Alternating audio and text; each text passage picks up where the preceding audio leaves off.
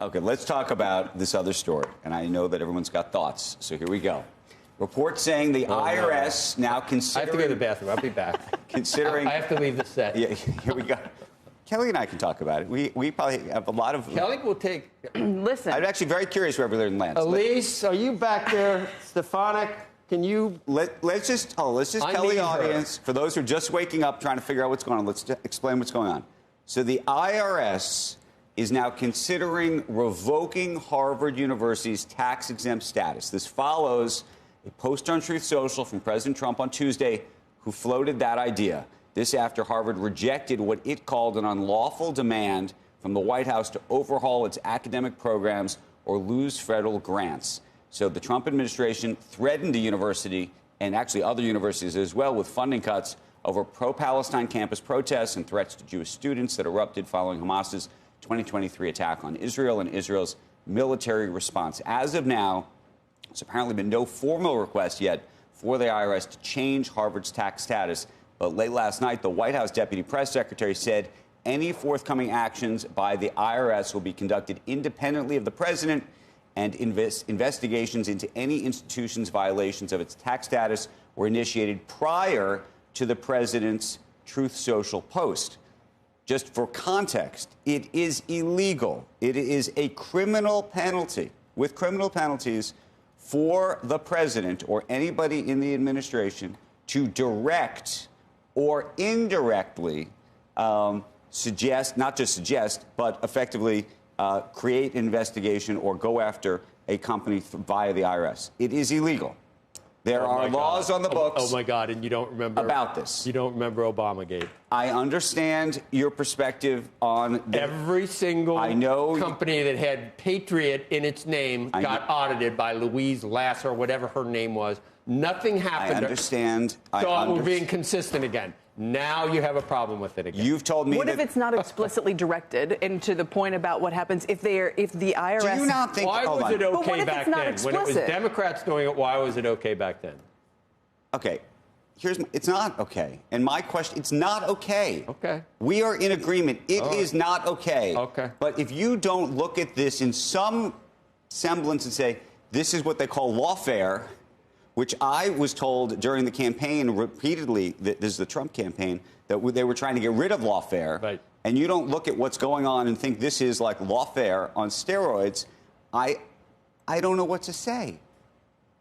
It is. It's empirical. It's in front of your eyes. You can watch it. I thought yesterday you walked away from that conversation with Stefanik totally converted, because she seemed to just answer every one of your concerns. I thought you totally were on board with what was happening after yesterday, because she was so effective in countering all of your arguments. By the way, a changed man. I like her. I don't dislike her. By the way, I can have a great conversation with President Trump. I think he's charming, and I've had fascinating discussions with him.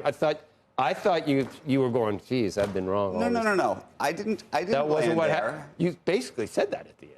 No, what I've said over and over, especially with the Harvard situation, is that the anti-Semitism piece of this on Harvard campus is terrible. Right.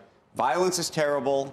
We need to get rid of that. We can't have disruptions of class. People can't feel intimidated. All of those things we need to end. There's no question about that. And if the government wants to work with Harvard and press them on that specific slice of it, they should be. And they should use their leverage in that way. I don't know if they should use the IRS leverage in that way. Should the IRS itself be able to consider the tax-exempt status? Well, unless you think that then we're going to have to do this to, you want to do this to every college and university in the country. I mean, I just think what's happened. Have these issues? But here's the issue. In this case, what's happened is the government came to Harvard and said, we have this 5-page letter. You've seen the letter. You can go get it online. You can Google it right now. And you can see what the government is effectively requiring of Harvard. It goes far beyond simply the anti-Semitism issue. But and it implies violence on all campus. The programming that it thinks are contributing to the anti-Semitism. But it gets into a free speech story. That's to me the issue. Is there free speech?